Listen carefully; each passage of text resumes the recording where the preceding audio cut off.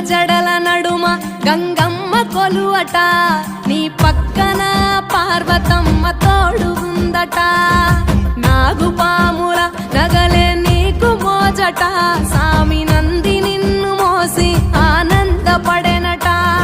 మహేశ్వర విశాల విశ్వమేలె నాయక, అఖండాంకితమైతిని రాని సేవలో. ఆదియోగి గరళా కంఠుడా, ఆదియోగి ఘనశూలధారుడా, ఆదియోగి.